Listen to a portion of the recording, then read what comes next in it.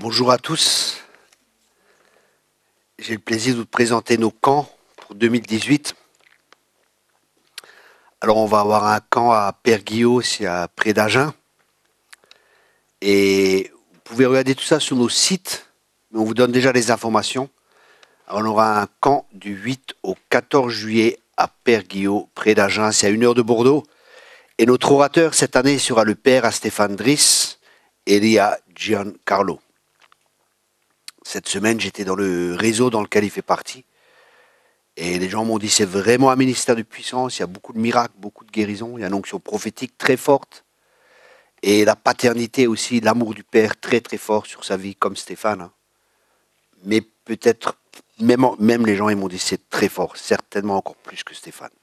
Je ne l'ai pas vu personnellement, mais j'ai entendu beaucoup de bien.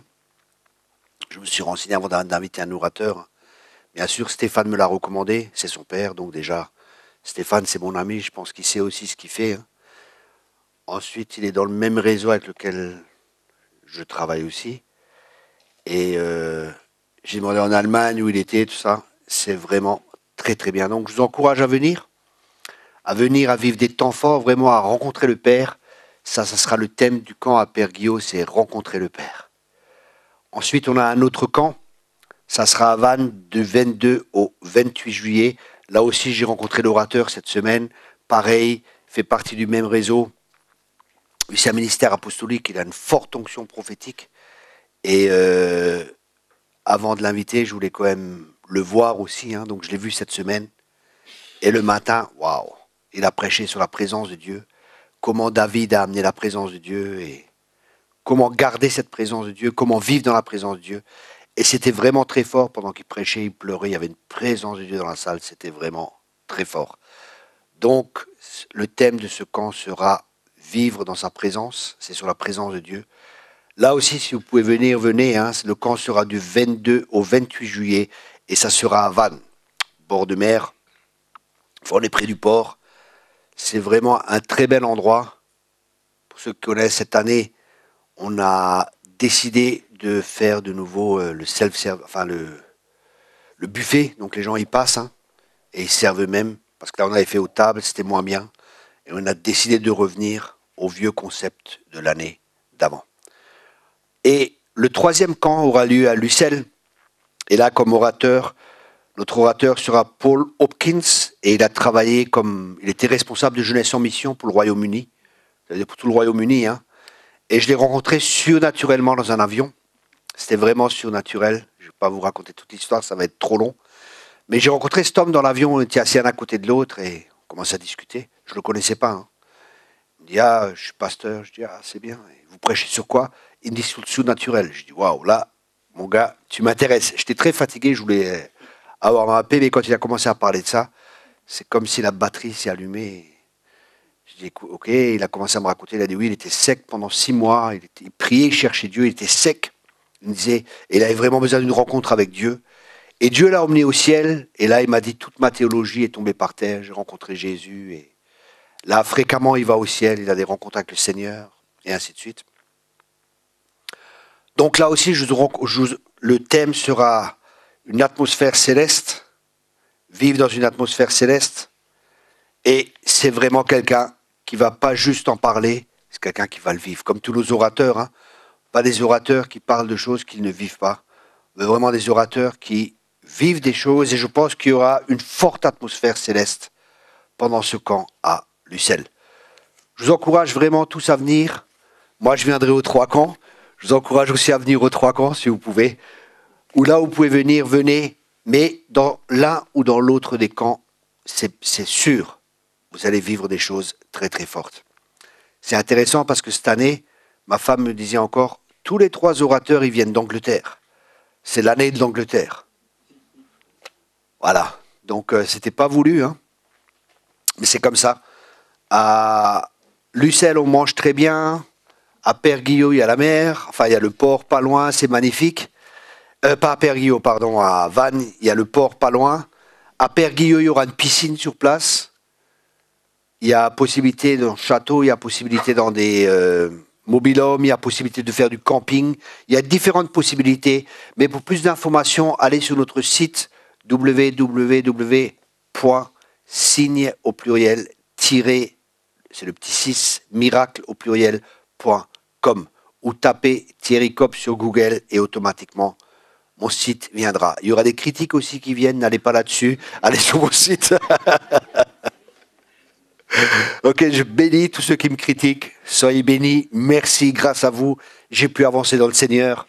J'ai appris à vous aimer. Dieu vous a utilisé comme un instrument pour que je grandisse. Que Dieu vous bénisse.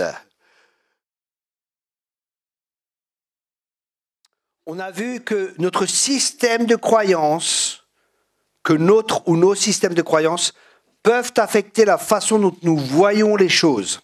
Donc, il est important pour nous d'avoir une bonne perspective. Ok ? Une bonne perspective. Et on doit demander à Dieu de nous aider à être totalement honnêtes. Donc, je vais vous donner plusieurs questions que vous allez pouvoir noter, avec lesquelles vous allez pouvoir travailler sur vous-même, et des questions aussi qui vont vous aider à faire un travail avec les gens. Par exemple, pensez à un incident où vous vous êtes donné une étiquette négative. Je répète cela. Ça, c'est pour faire un travail sur vous-même personnellement et pour faire un travail avec les gens. Donc, je répète les questions. Je vais commencer avec la première. Pensez à un incident où vous vous êtes donné une étiquette négative. Je suis bête, par exemple. Ça, c'est une étiquette négative. Non, ce n'est pas que tu es bête. Tu as fait quelque chose de bête. Ça ne fait pas de toi quelqu'un de bête. Je suis nul. Je suis qu'un petit gros. Je suis qu'un bon à rien. Il y a plein de choses comme ça que les gens peuvent penser. Hein. Et ils croient que c'est des vérités, c'est des forteresses. Donc, premièrement, pensez à un incident où vous êtes donné une étiquette négative. Posez-vous ces questions à la maison, demandez au Saint-Esprit de vous montrer des choses, et vous allez voir, vous allez pouvoir faire un travail sur vous. La deuxième question à se poser, est-ce que vous vous voyez encore comme cela? Est-ce que vous vous voyez encore comme cela? Je suis moche, j'ai ceci qui ne va pas ou cela. Est-ce que vous voyez encore comme cela? Troisièmement, et ça c'est vraiment très important, est-ce aligné avec ce que Dieu dit sur la façon dont il vous voit? Est-ce que c'est en accord avec la façon dont Dieu vous voit? Je répète cela. Est-ce que c'est en accord avec la façon dont Dieu vous voit? Par exemple, je suis fou. Que dit la Bible? La parole de Dieu nous dit que Dieu nous a donné une raison saine. Donc je ne suis pas fou. J'ai une raison saine. Amen. Allez, c'est très important parce que les gens, ou vous-même, vous pouvez vous identifier à des actions que vous avez faites. Par exemple, moi, à ma conversion, proxénète, trafiquant de drogue, j'étais un proxénète et un trafiquant de drogue.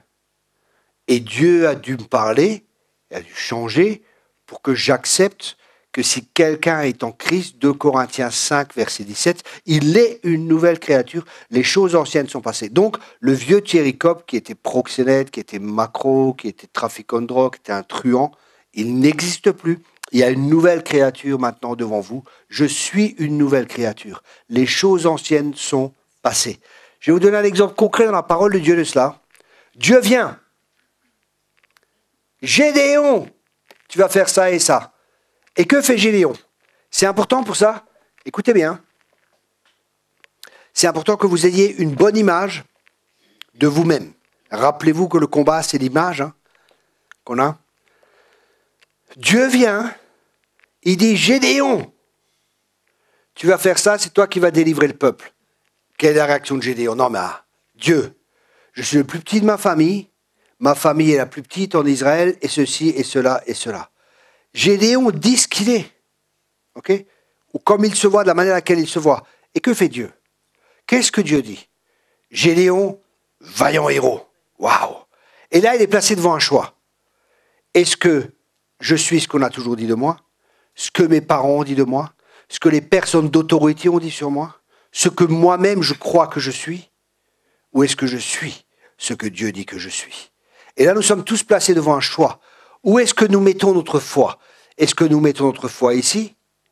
Ou est-ce que nous mettons notre foi dans la parole de Dieu, qui est la vérité?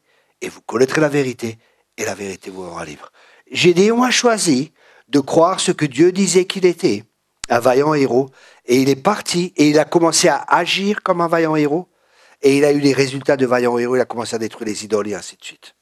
Un autre exemple très concret dans la parole de Dieu qui va beaucoup nous aider, et ça c'est important, que vous saisissiez ces principes, et que vous communiquiez ces principes aux gens.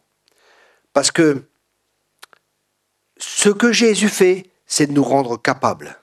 Quand on voit Dieu, il nous rend capables. Dieu nous prend et il nous rend capables. Et ça, c'est du leadership.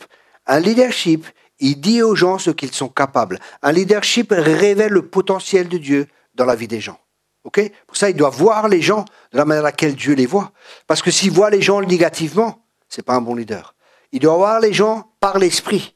Je connais que les gens par l'esprit, disait l'apôtre Paul. Okay? Et on doit apprendre à voir les gens par l'esprit. C'est-à-dire voir le potentiel que Dieu a mis en eux, voir ce que Dieu va faire avec eux, et proclamer cela sur leur vie, et dire ce que Dieu dit pour qu'ils puissent entrer dans leur destinée.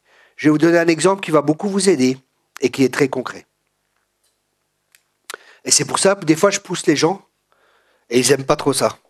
Parce qu'ils sont encore dans leur vieille manière de se voir, alors que moi je les vois déjà beaucoup plus loin. Par exemple, Jésus et Pierre. Tu me renieras 3 fois.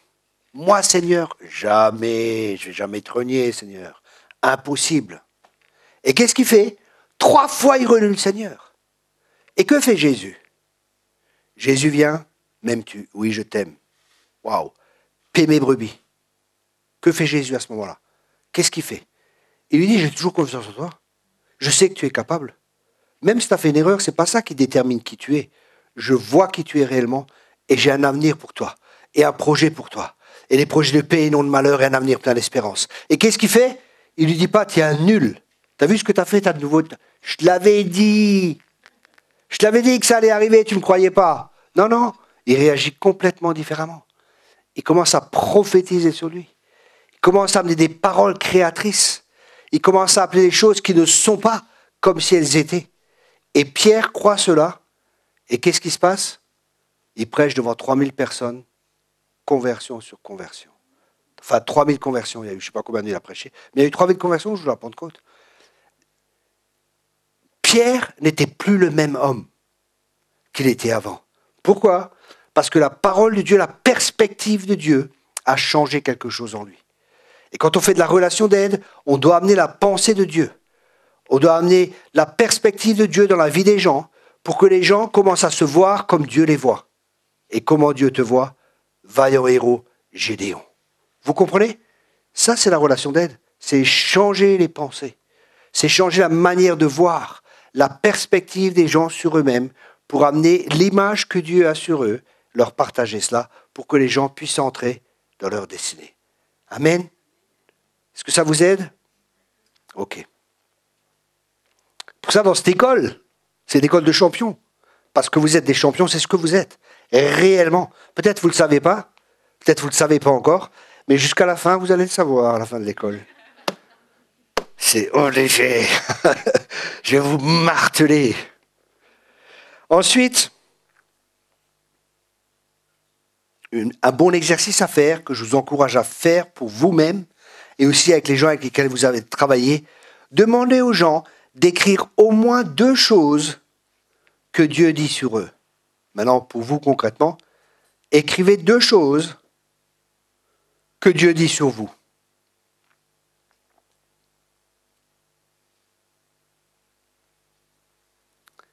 Vous pouvez même prier. Hein. Vous rentrez, vous priez. Seigneur, dis quelque chose sur moi. Comment me vois-tu? Commencez à noter, par exemple, la manière à laquelle Dieu vous voit, comme un voyant héros, comme un plus que vainqueur, par exemple. N'écrivez pas comme un nul. Ok? Ça, c'est pas de Dieu. Et ensuite, la prochaine question à se poser est: reflétez-vous la façon dont vous vous voyez dans la manière dont vous parlez et agissez. Reflétez-vous la façon dont vous vous voyez dans la manière dont vous parlez et agissez. Reflétez-vous la façon dont vous vous voyez dans la manière dont vous parlez sur vous et agissez. Par exemple, vous pensez, je suis plus que vainqueur. Et il y a un échec qui est là, un obstacle qui est là, et vous dites, j'y arriverai pas, je ne suis pas capable. Vous avez beau dire, je suis plus que vainqueur. Quand le test vient, quand les circonstances sont là, les circonstances révèlent des fois ce qu'il y a dans notre cœur. Les problèmes extérieurs reflètent des fois ce qu'il y a dans notre cœur, et c'est positif. Parce que des fois, on croit qu'on est quelque part, on n'y est pas. On peut se mentir à nous-mêmes ou s'illusionner sur nous-mêmes, mais la réalité nous ramène dans la réalité. La réalité de la vie va nous ramener, est-ce que je crois vraiment? Je suis guéri par ces meurtrissures, et d'un coup tu es malade. Et maintenant, qu'est-ce que tu crois? Qu'est-ce que tu confesses? Comment parles-tu? Que fais-tu à ce moment-là? Quelle est ton attitude à ce moment-là? That is a question. Ça, c'est la question à se poser.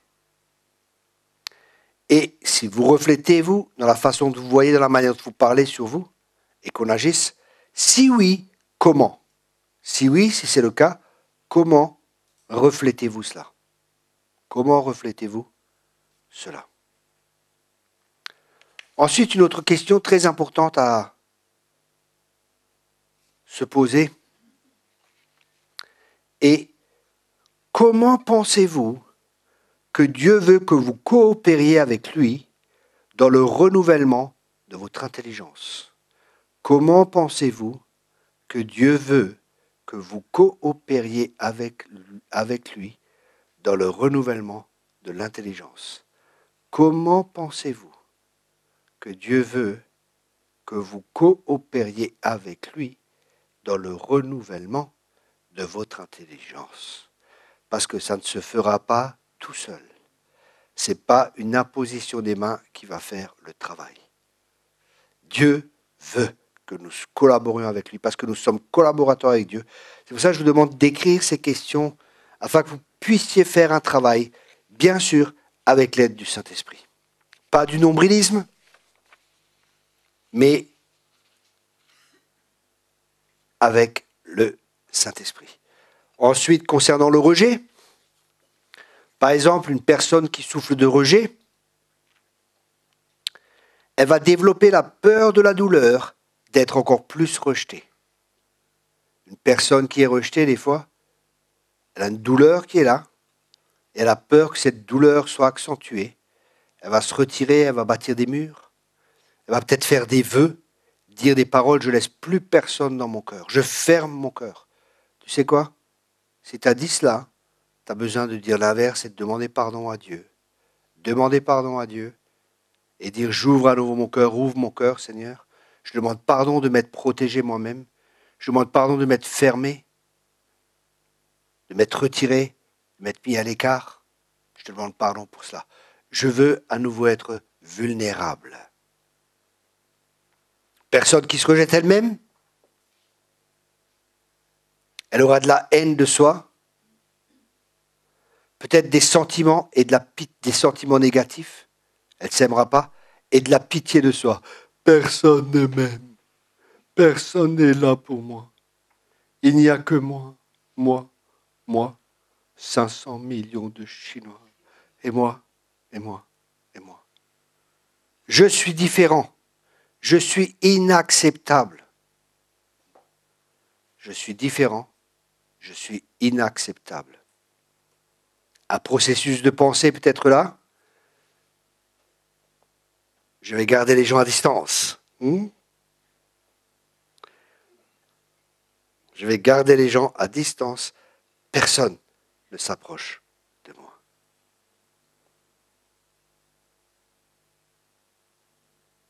Ou alors, je ne construirai pas de relations proches. Je ne construirai pas de relations proches. Si quelqu'un se rapproche, écoutez bien ce système de pensée qu'on peut avoir inconsciemment, parce qu'on est blessé, tout cela résulte d'une blessure. est un résultat de pensée qui provient d'une blessure, qui va amener un comportement, qui va faire un cycle de comportement, dans ce cas, un cycle de rejet. Après, si quelqu'un se rapproche de moi, je le rejetterai en premier d'abord, comme ça, ils ne pourront pas me rejeter. Je répète cela. Si quelqu'un se rapproche de moi, je le rejetterai en premier d'abord, comme ça, ils ne pourront pas me rejeter. Et tout ça, c'est des styles de vie, c'est des comportements que des gens ont construits à travers des blessures, à travers des paroles de personnes d'autorité, et souvent c'est inconscient. C'est pour ça que la relation d'aide, la guérison intérieure sont des choses importantes, et nous allons voir plus tard comment faire. Hein. On doit être à l'écoute de l'esprit, à l'écoute de la personne et à l'écoute du Saint-Esprit. À l'écoute de la personne et en même temps à l'écoute du Saint-Esprit. Parce que la personne va des fois dire des choses, elle n'est même pas consciente. Et le Saint-Esprit va vous dire, tu vois, ici, tac, il y a ce point-là. Prends ce point. Et des fois, je discute avec des gens, ça tourne dans tous les sens. Et on revient toujours au même. Et on n'arrive pas à percer des fois dans la relation d'aide. Là, il faut continuer, prier intérieurement. Saint-Esprit montre à la personne. Et d'un coup, paf, la personne se met à pleurer. Il y a quelque chose qui se passe. Il y a une percée qui se fait. J'ai des gens en relation d'aide. Je me rappelle une femme, je fais la relation d'aide avec elle. Et d'un coup, elle se lève, elle se met contre le mur comme ça. Elle est comme ça, toute craintive. Elle dit, mais je suis comme ça. J'ai fait. Elle s'est rendue compte comment elle était, comment elle fonctionnait. Elle a eu peur. Parce qu'elle ne pensait pas qu'elle était comme ça. Elle croyait qu'elle était comme ça. Mais elle n'était pas comme ça, elle était comme ça. Elle était comme ça. Elle n'était pas comme ça. Elle était un petit dragon. Et ouais. Et des fois, les gens, ils sont choqués. Ils sont tellement... Parce que ça, c'est le Saint-Esprit qui convainc, qui leur montre. C'est comme, vous savez, c'est comme la relation d'aide, c'est comme si le Saint-Esprit vient et il met un miroir devant la personne et la personne regarde et dit ah, « Je suis comme ça, quoi. » Et ça, c'est la vérité qui rend libre. C'est la vérité qui rend libre. Et des fois, elle peut être douloureuse parce qu'on pense des fois qu'on est autrement et là, ce coup, on se rend compte qu'on est comme ça. Et c'est pour ça que c'est important d'avoir ce fondement, cette base de savoir que Dieu nous aime. Pas comme on croit qu'on est, ou comme on pense que les autres croient que l'on est, mais comme on est réellement. Dieu nous aime comme on est réellement. Et c'est là que les masses peuvent tomber, c'est là que les illusions sont brisées, c'est là que la vérité vient, cette vérité qui nous rend libres et qui nous affranchit. Amen. Ensuite, on va voir encore le cycle de performance.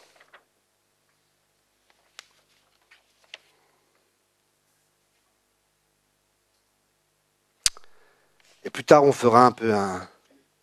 On va avoir encore un cycle de performance. Après, il y a encore pas mal. Hein. Il y a encore un cycle de culpabilité. Il y a un cycle de contrôle qu'on va encore étudier. Et après, je vais partager différentes manières de renouveler notre intelligence. Après, on va avoir encore les cycles de comportement. Et après, qu'est-ce qu'il y a encore ? Ça, c'est la prochaine fois. Donc, je ne vais pas pouvoir tout de suite aller plus loin la prochaine fois parce qu'il faut encore qu'on traite ces choses. C'est vraiment important. Okay ? Là, c'est beaucoup de choses pratiques déjà que je suis en train de vous partager pour que vous puissiez faire un travail sur vous-même à travers ces questions et que vous puissiez plus tard utiliser ces questions pour travailler avec les autres personnes. Déjà, c'est pour vous à la maison. Vous posez, vous faites ces questions. Est-ce que ça me concerne ? Par exemple, le rejet, la performance ou ces systèmes de protection qu'on peut avoir. On va voir le cycle de performance. Par exemple, une personne qui est élevée par des parents qui exigent de grandes performances. Ah là, mon fils, à l'école, tu es vraiment bien. Tu es deuxième, tu peux mieux faire, tu peux être premier. Tu peux être premier. Ah là, c'est vraiment bien, je t'aime. L'enfant peut penser, quand je fais bien, on m'aime. Quand je ne fais pas bien, on ne m'aime pas. Donc il faut toujours que je sois au top, il faut toujours que je fasse du mieux possible pour être aimé. Et vous savez où c'est que Dieu m'a révélé ça ? Où c'est que Dieu m'a enseigné sur ça ? Mes amis, il y en a ici, je vous demande simplement de continuer à m'aimer. Et si vous ne m'aimez pas, aimez-moi. C'était en Suisse. Et je crois que c'est très très fort en Suisse, ce truc de performance. Je suis dans une église, j'ai prêché sur ça. Et une personne est venue me voir à la fin, elle m'a dit, écoutez, ça vous avez parlé dans ma vie, c'est exactement ça. J'ai peur de lire la Bible et je ne prie pas parce que quand je prie ou quand je lis la Bible, je crois que je perds mon temps et que je ne travaille pas et que je ne fais pas ce que j'ai à faire. Vous voyez comment les gens sont sous pression.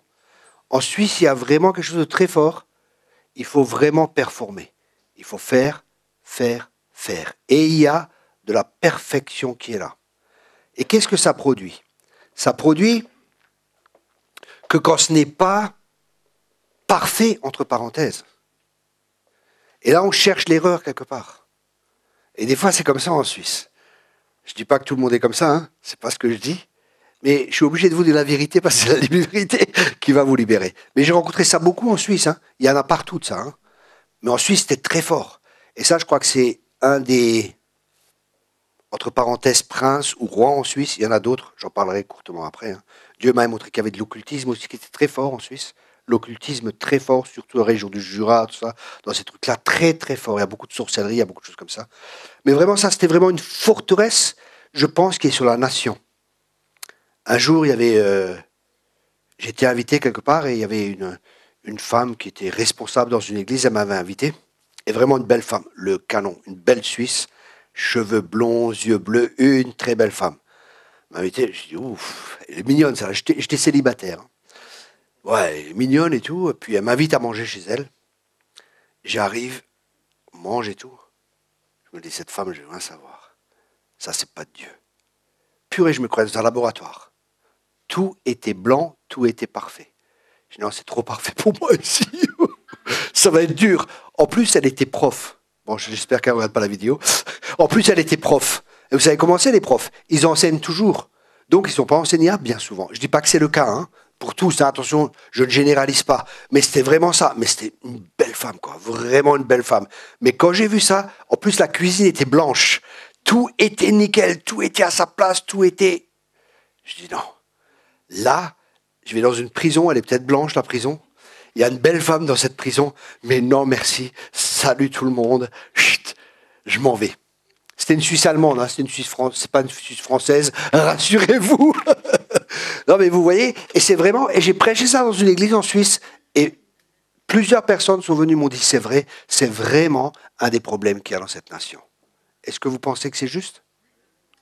Oui, plusieurs Suisses sont là. Alors 2, 4, 6 Suisses disent oui, il y en a que 6, ok. Ah pardon, 8, que tu penses c'est juste? Hein, hein, hein. 8 Suisses disent oui, bon 9 Suisses, bon bah c'est que c'est petit Suisse, quoi, c'est bon, c'est 9 sur 9, c'est bon. Non, alors je pense vraiment que c'est quelque chose, parce que je crois, vous savez, écoutez bien cela, chaque personne, chaque enfant veut plaire à ses parents. C'est quelque chose qui est tout à fait normal. Et comme il y a un fort sentiment de réussite, parce qu'il faut réussir, il faut réussir, et il y a beaucoup aussi, on m'a dit en Suisse aussi, vous savez quel est le crime numéro 1 en Suisse? C'est un policier suisse qui m'a dit ça. J'ai été étonné. Le crime numéro 1 en Suisse, c'est la maltraitance des femmes dans les familles. Waouh! Je dis waouh, c'est fou ça. Vous vous rendez compte? Pourtant, à l'extérieur, tout semble bien, quoi. Parce qu'à l'extérieur, il faut tout montrer que tout est bien. Et il ne faut pas le dire. Donc il y a des secrets familiaux. Pour ceux qui travaillent en Suisse, hein, c'est important de comprendre ça. Il y a des secrets familiaux. Il y a peut-être des gens, ils ne vont pas vous dire, parce qu'on leur a dit, ce qui se passe ici, ça reste ici. Et ça n'a rien à voir ni à l'église, ni à l'extérieur. Ça reste dans la maison. Ce qui se passe dans cette maison reste dans cette maison. Et qu'est-ce que ça produit? Ça produit des souffrances et les gens ne vont pas en parler. Mais uniquement ce qui est amené à la lumière, Dieu peut travailler parce que Dieu travaille dans la lumière. Ça, c'est important pour vous, hein, les Suisses, mais nos amis suisses, que vous compreniez ça pour que quand des...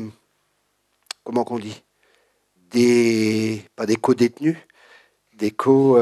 comment on dit ça? C'est une prison, hein, de vie dans la performance. Comment qu'on dit ça? Des co-citoyens. Des citoyens? Hein? Des concitoyens. Mais non.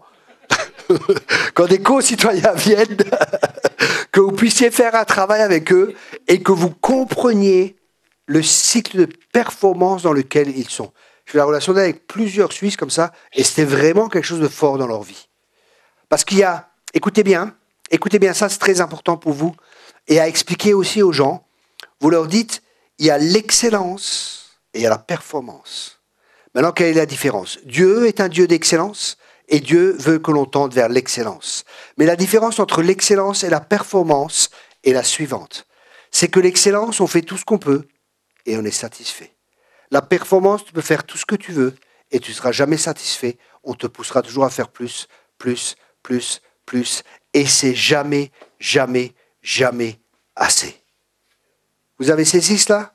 Ou vous voulez que je répète? Vous avez saisi? Ok. On va continuer avec la performance, ce cycle de performance qui est très important. Comme je viens de dire, c'est une personne qui est élevée par exemple par des parents qui exigent de grandes performances, ou des professeurs d'école ou autres, des personnes d'autorité, mais surtout des parents. Et nous avons tous un instinct qui nous est donné par Dieu pour plaire à nos parents. Tout le monde a cela, tous les enfants. Les systèmes de croyance se produisent les 6 premières années de notre vie.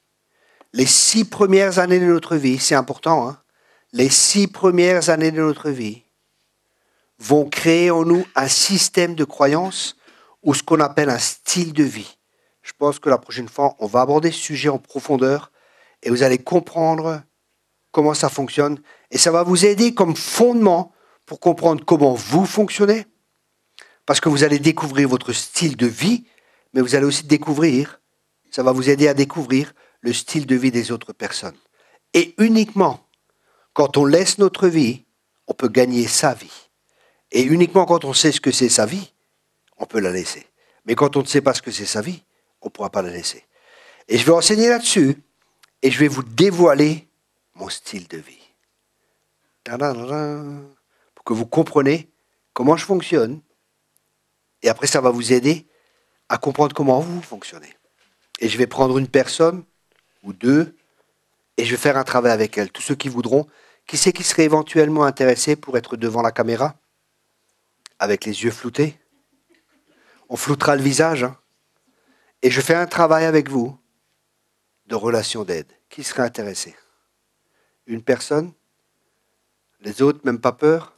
2 personnes? Ok. Donc j'aurai 2 cobayes la prochaine fois. Vous venez la prochaine fois, Ok, merci.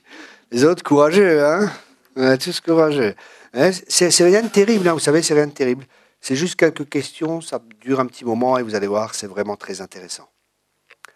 Ensuite, le système de croyance dans le cycle de performance est le suivant. Je dois performer pour gagner l'approbation. Le système de croyance est je dois performer pour être aimé, pour être accepté, pour gagner l'approbation. Ça va? Le problème, c'est que la personne essaye encore et encore. Et le cycle se répète, apportant la dépression et l'épuisement. C'est pour ça, des fois, vous voyez les serviteurs de Dieu qui ont des burn-out, qui sont épuisés, qui sont dans la dépression. Et ce n'est pas normal. Il y a un problème profond qui n'a pas été traité. Et nous verrons plus tard ce que c'est ce problème, pour que vous puissiez comprendre aussi que c'est bien de relever le problème, c'est bien d'aider la personne à comprendre le problème avec lequel elle vit ou elle est confrontée, ou le système, ou le style de vie, ou le système de croyance qu'elle croit. Mais le mieux, c'est de lui amener la solution. C'est bien de découvrir un problème, mais sans amener la solution, on n'aide pas. Vous savez, c'est bien, des fois, des prophètes, ils viennent, ils arrachent, et c'est bien. Mais le problème, c'est qu'ils ne plantent pas. Alors que la Bible dit dans Jérémie 1, je t'ai appelé pour arracher, pour planter, pour détruire et pour construire. Il y a des gens qui détruisent juste, mais ils ne construisent pas derrière. Et ça, c'est pas juste. Il faut détruire les mauvaises choses, mais il faut construire des bonnes choses à la place. C'est pour ça que dans la relation d'aide, vous amenez les mauvaises pensées, vous voulez que les gens découvrent leur mauvais système de croyance, et vous amenez un bon système de croyance. Vous comprenez ce que je veux dire? On enlève quelque chose pour mettre quelque chose. On se dévêt du vieil homme pour revêtir l'homme nouveau. Il y a un échange qui se fait. Vous savez ce que je veux dire? C'est pas juste de dire aux personnes, tu as tel problème, salut pissom.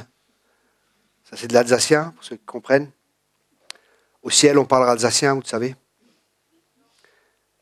Parce qu'il faut l'éternité pour l'apprendre. Et dans la Bible, il y avait déjà un Alsacien qui est passé, il a vu une tour, il a dit papel, papel, papel, du tout même.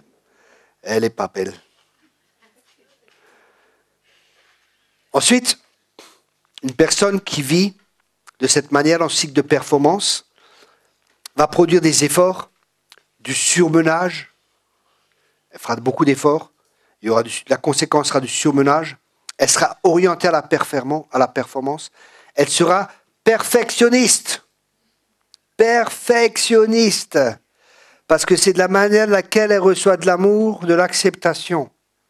Donc il faut qu'elle joue très bien, sans fausse note.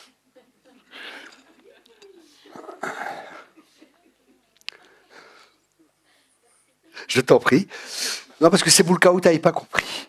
Je t'aurais aidé un peu. Et je connais mes brebis.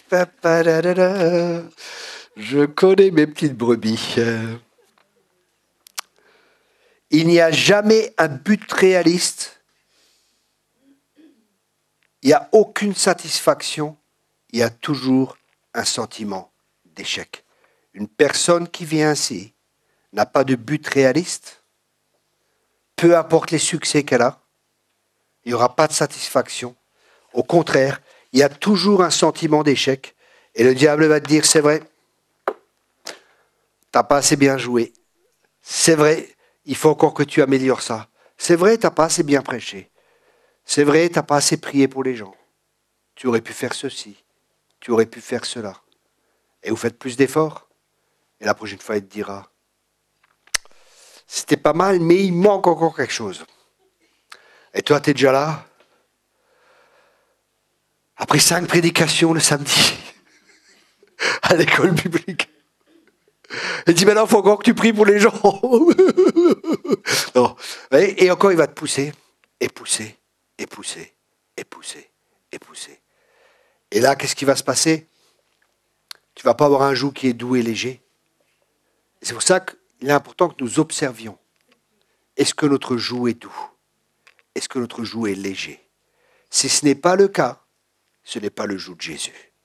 Alors il faut enlever ce joug et prendre le joug du Seigneur qui est doux et qui est léger. Et ça, plus on comprend ça, plus on va rentrer dans un repos que Dieu a préparé d'avance pour ceux qui l'aiment. Et la Bible nous a dit qu'on doit faire des efforts pour rentrer dans ce repos. C'est fou, hein? Faire des efforts pour rentrer dans un repos. Ah là là. Faire des efforts pour rentrer dans un repos. C'est-à-dire changer notre manière de penser, renouveler nos systèmes de croyances qui sont faux, renouveler notre intelligence afin de comprendre quelle est la volonté de Dieu qui est bonne, agréable et parfaite. Et nous verrons plus tard, la prochaine fois, nous allons voir comment renouveler notre intelligence. De manière pratique, là, je vous encourage déjà à faire ce travail à la maison de ce que j'ai partagé.